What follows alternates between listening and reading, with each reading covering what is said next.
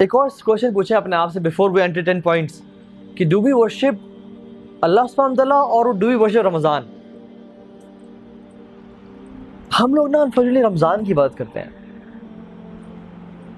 رمضان آیا، پکے سچے مومن بن گئے، گناہ چھوڑ دیے، نمازیں پڑھی، قیام اللیل کیا، روزے رکھے.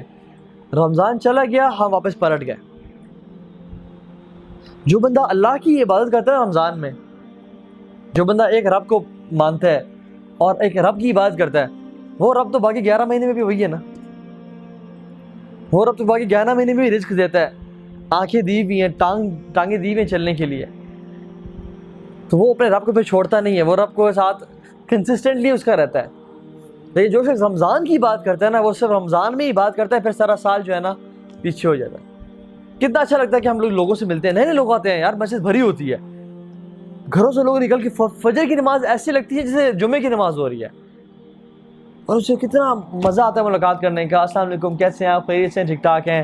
اور رمضان میں ایک اچھا تعلق بنتا ہے.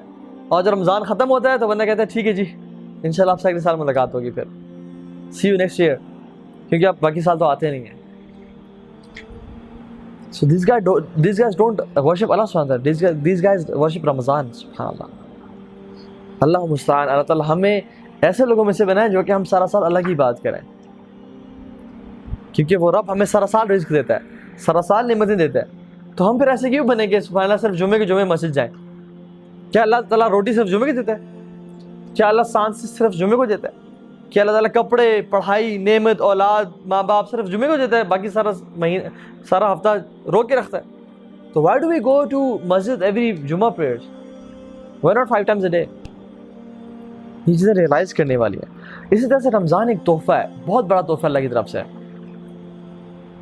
اور اس کی ہمیں قدر کرنی چاہیے. اللہ تعالیٰ ہمیں ان سب پوائنٹس پر عمل کرنے کی توفیق دے اور ہمارا رمضان بہترین بنائے، اور ہمیں رمضان میں ان لوگوں میں سے بنا دے جو کہ نیچے والے درجات پہ ہوں، اور پھر جب رمضان میں گزریں اور رمضان کو پار کریں تو اللہ تعالیٰ ان کا درجہ جو ہے وہ فردوس الاعلیٰ لکھ دے انشاءاللہ.